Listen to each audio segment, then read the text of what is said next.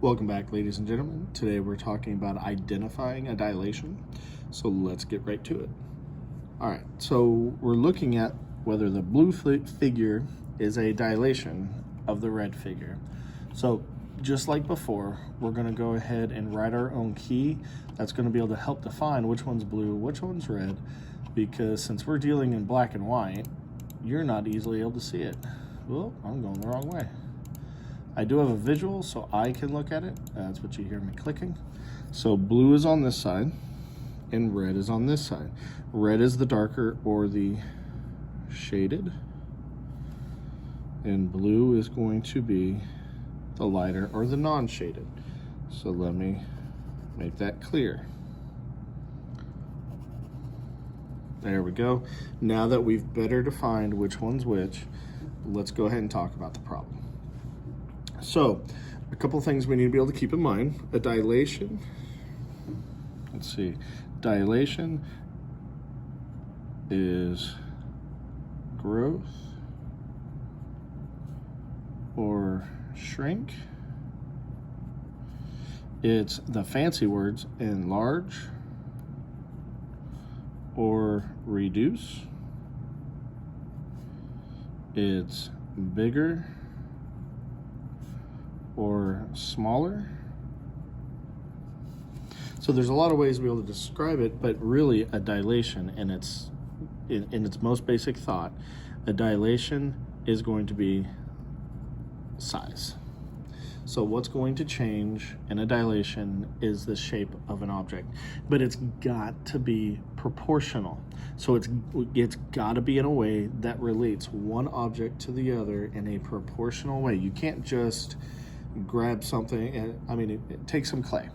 If you take the clay and you expand it out and you pull it and it changes its shape, it's not a dilation. It's just you've changed really what it is.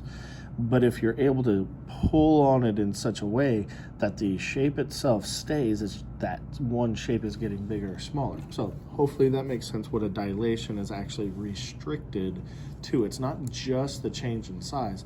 It has to be related in the idea that the two shapes after the change in size are still proportional. Here's how you can actually check it. Okay. I'm going to take something like my name badge, and I'm going to, here we have 3 points on a triangle. So I'm going to take similar points. In other words, top point, because it's the same orientation. If this point was facing left, I'd actually have to be comparing opposite points, things like that. So I need them in the same orientation. In other words, they're both pointing right, so they're the same orientation.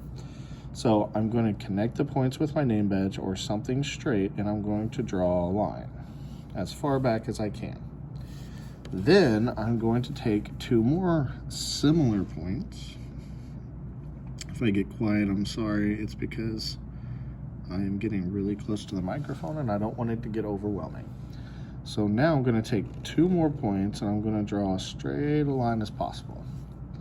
Then I'm going to draw or take the last 2 points that I have on here, and I'm going to connect them. Now here, you have to use your imagination a little bit, but if I had continued these lines perfectly, because my name badge curved, so I ran out of straight. But if I were to draw them back, they come back to a single point if I have drawn perfectly straight lines. If that happens, then the lines, we would say the lines are connecting at corresponding vertices meet at a point, meaning corresponding vertices are same points on different shapes in the same orientation.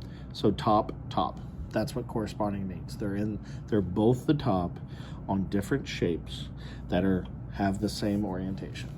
Corresponding. Easier to say corresponding than say everything I just said over and over.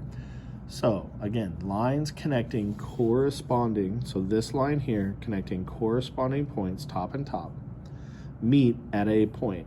So all of these are lines that are connecting corresponding points, and they all meet back at one specific point.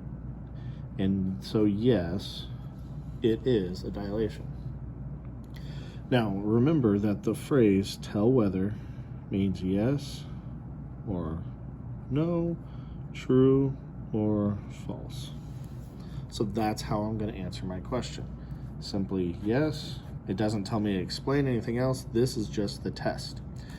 All right, so let's try repeating that test. Here I have two shapes in the same orientation, so I'm just going to draw a line that connects. I'm going to draw it this way so I can actually see.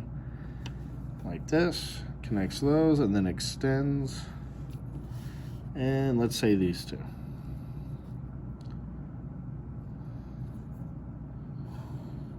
Draws and extends. Now looking at these, because I've connected these, I'm not going to draw a third. I could. I really could. And it would be the ultimate test, but I don't think I need to. Because what I'm noticing already is these two lines, I mean, unless they meet somewhere way off the page, these two lines aren't coming together. These two lines are parallel, meaning they will never meet. And if they're never going to meet, then no, it's not a dilation. They're the same shape, they're the same size, so it fits our same shape, but they're also the same size. A dilation has to be same shape, different size. That's it. So no, the second one is not a dilation. Yes, it's a dilation because it's the same shape, different size, and if you really want to get fancy with your reasoning, it's because we can draw lines from corresponding points that all go back to one single point. Now pause the video and copy what is on your screen into your notebook. Now that you're back, anytime you have to rewatch the video for clarity or to remember something, you need to write what you picked up into your notes. Use arrows, circles, shapes, pictures, whatever else you need to, but add them to your notes to make them yours. Lastly, ladies and gentlemen, remember that when you're learning, it's all about understanding the process, never just about the answer. We'll see you tomorrow.